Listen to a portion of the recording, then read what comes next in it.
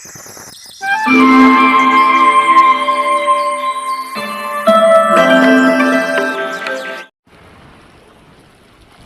बाप रे, मेरे घर में तो इतना पानी घुस आया। मुझे अब कहीं और ठिकाना ढूंढना होगा। टूनी चिड़िया उड़ते हुए ऊंची पहाड़ी की ओर चली गई। वर्षावन जंगल में टूनी चिड़िया, रानी कबूतरी और मीठू तोता अच्छे दोस्त थे। और उसी जंगल का राजा एक उल्लू था। वे राजा कम अक्ल और घमंडी राजा था। उल्लू राजा का एक मुखिया था, उसका नाम था कालू कौआ। जंगल में कुछ दिनों से लगातार बारिश के कारण जंगल में बाढ़ आने का खतरा था, मगर उस जंगल का राजा इसके लिए कुछ भी चिंतित नहीं था। अब इसी के चलते पक्षी बहुत चिंतित थे। रानी बहन देखो ना, लगातार बारिश की वजह से बाढ़ आने की संभावना बढ़ गई है, लेकिन हमारे उल्लू राजा ने इस खतरे से बचने का कोई भी व्यवस्था नहीं किया। हाँ टूनी, तुम ठीक कह रही हो, मगर इससे हम क्या कर सकते हैं? आखिर राजा के आगे हमारी चलती कहाँ है, वो हमारी सुनते कहाँ है बहन। रानी, टूनी और मीठू गंभीर विषय में बातचीत कर रहे थे कि तब भी वहाँ पर बिंदु चिड़िया और गोलू कबूतर आ जाते हैं। अरे दोस्तों, आप सब इतनी सुबह सुबह तेज बारिश में कहाँ जा रहे हो? जरा हमें भी तो बताओ।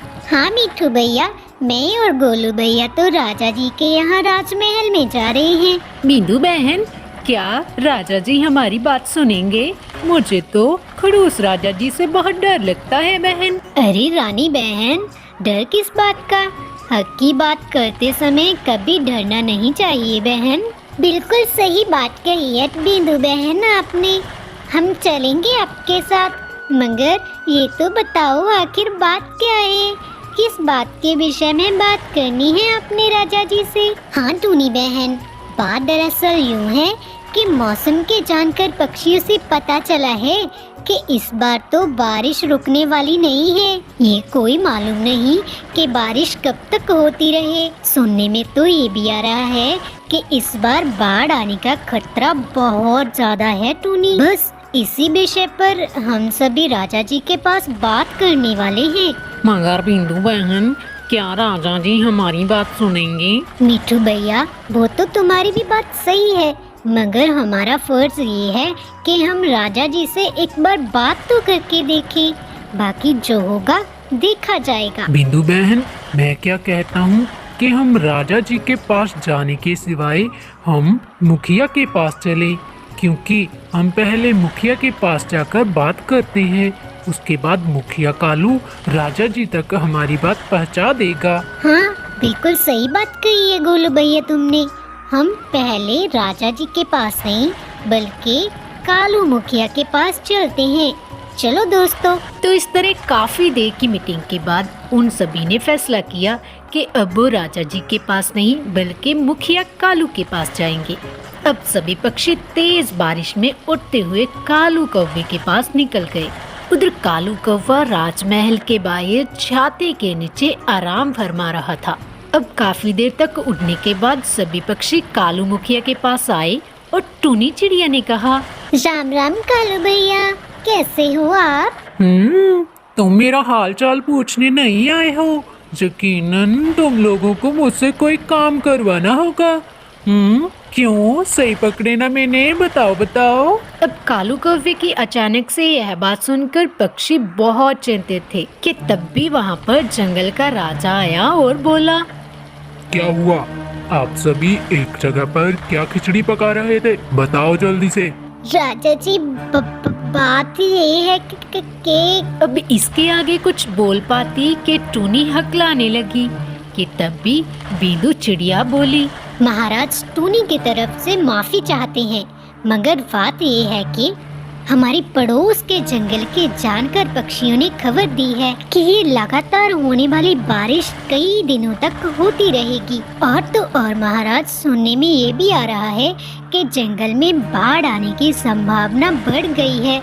और इसी के चलते राजा जी, हम आपसे बात करने आ रहे थे कि रास्ते में हमें कालू जी मिल गए। ए चिड़िया, मुझे सब मालूम है कब क्या होगा। दूसरी बात ये कि हम ऐसे ही किसी के कह देने पर विश्वास नहीं करते। और तीसरी बात ये कि जब जो होगा तब सोचेंगे। अब ऐसे ही फ्री में मेरा दिमाग मत खराब करो। चलो अब जाओ यहाँ से। अब ऐसा बोलते ही कालू कौवा पक्षियों की चापलूसी करते हुए बोला, महाराज, मैंने तो इन लोगों को पहले ही बोला था कि हमारे राजा जी को अपने काम के सिलसिले में सब मालूम है, इन्हें कुछ बताने की जरूरत भी नहीं है।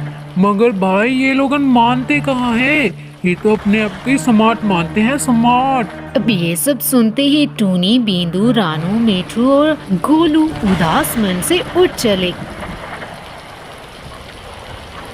अब धीरे धीरे बारिश और बढ़ती जा रही थी। अब लगातार कई दिनों तक बारिश दिन रात होती रही और जिस वजह से पक्षियों के घोंसले में पानी भरना शुरू हो गया था। अरे बाप रे, मेरे घर में तो इतना पानी घुस आया। मुझे अब कहीं और ठिकाना ढूंढना होगा।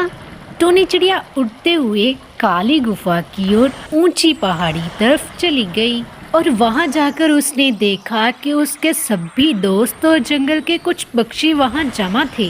अरे दोस्तों, अच्छी बात है कि आप सभी भी सही सलामत हो। हाँ टूनी बहन, घर में बुरी तरह से पानी भरा हुआ है। अगर समय रहते राजा जी ने कोई प्लानिंग की होती तो आज हमारा यह हशर ना होता। हाँ, सही कह रही हो मीठू भैया तुम। अगर राजा जी ने समय रहते ये बाढ़ की व्यवस्था की होती तो आज हम इस तरह मौत के कुएं में ना लटक रहे होते। रानी बहन, प्लीज आप घबराए नहीं। सबसे बड़ी बात तो यह सोचो कि अब हम सही सलामत हैं। और दूसरी बात ये कि बहन, मरने से अच्छा है थोड़ी हिम्मत दिखाकर हम इस मुश्किल से बाहर निकलने की सोचो। बिंदु बहन, मगर करेंगे क्या अब ये तो बताओ, बचा क्या है हमारे पास? कुछ ज्यादा नहीं रानी, अब सभी को हमें झूंटी से काम करना होगा। पानी में सारी चीजें डूब जाएंगी, सिर्फ लकड़ियाँ ही है जो पानी के ऊपर तैरती है। हमें लकड़ियों की मदद से एक नाव बनानी चाहिए, क्योंकि हिम्मत करने वालों की कभी हार नहीं होती।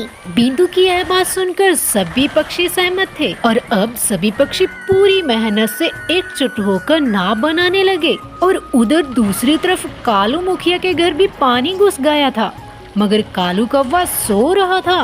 और अब जैसे ही उसे पता चला कि उसके घर में पानी घुस आया तो वे तुरंत उठकर बोला, अरे अरे अरे, ये क्या? मेरे घोंसले में पानी कहाँ से घुस आया? अरे अब क्या करूँ, कहाँ जाऊँ? कालू कौवा पूरी फुर्ती से उड़ते हुए अपने घोंसले से बाहर निकला और घोंसले से बाहर आते ही उसका घोंसला पानी में बह गया। उधर राजा जी के यहाँ भी यही हाल था। बुरी तरह से बाढ़ का पानी भरा हुआ था।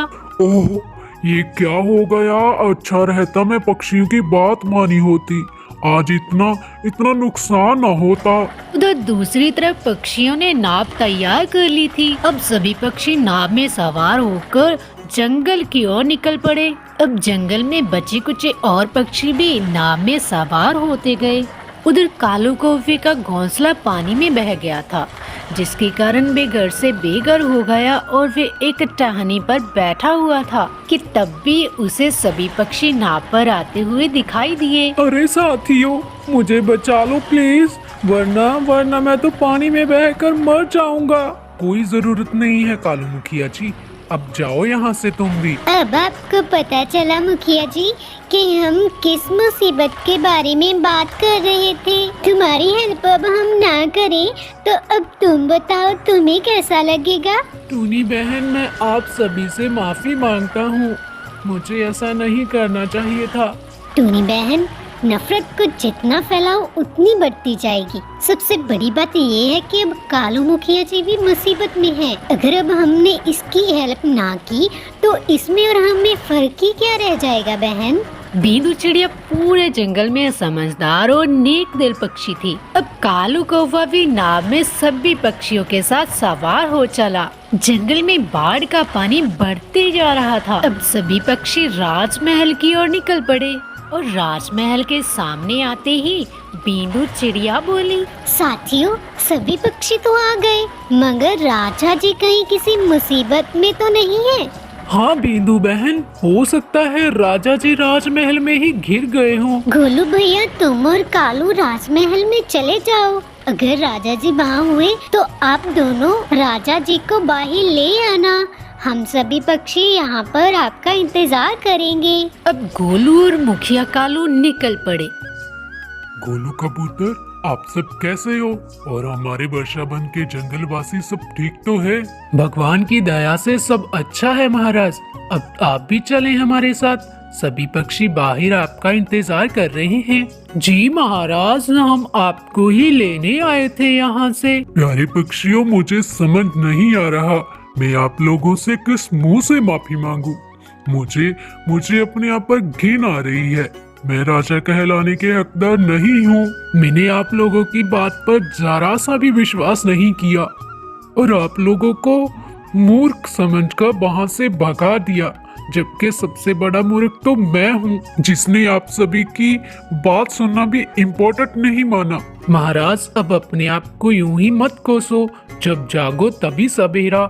चलो, अब हमें चलना चाहिए। सभी पक्षी हमारा बाहर इंतजार कर रहे हैं। जी महाराज, हमारे जंगल के पक्षियों का दिल बहुत बड़ा है। हमने भले इनकी मदद नहीं की, मगर इन्होंने अपने साथ साथ हमारी भी और जंगल में बहुत से पक्षियों की जान बचाई है। आज पहली बार कालू मुखिया राजा जी से सच बोल रहा था। फिर राजा जी पक्षियों के साथ बाहर की ओर निकल पड़े और राजा जी बाहर आकर नाव पर सवार हो चले और अब थोड़ी देर में ऊंची पहाड़ी की ओर निकल गए। वहां जाकर अब राजा जी ने सभी पक्षियों से माफी मांगी और पक्षियों ने अपने राजा जी को माफ किया। तो इस तरह अब घमंडी राजा को अपनी गलती का एहसास हुआ। अब धीरे धीरे बारिश कम होने लगी। बारिश के कम होते ही बाढ़ का पानी धीरे धीरे सूखने लगा। तो इस तरह दोस्तों, इस कहानी का मोरल क्या है कि हमें कभी भी घमंड नहीं करना चाहिए। वक्त की नीति को कभी नहीं भूलना चाहिए, क्योंकि वक्त कभी अच्छा तो कभी बुरा होता है। अच्छे समय में कभी घमंड ना करें और बुरे समय में कभी घबराए नहीं। आपको हमारी स्टोरी कैसी लगी हमें कमेंट में और एक लाइक करके जरूर बताइएगा। तो आप अगर इसी तरह की स्टोरीज देखना पसंद करते हैं तो हमारे चैनल को सब्सक्राइब भी जरूर करिएगा, क्योंकि इंटरेस्टिंग और मोरल स्टोरी तो सिर्फ बिंदु चिड़िया टीवी पर ही देखने को मिलेंगी। तो मिलते हैं फ्रेंड्स नेक्स्ट स्टोरी में।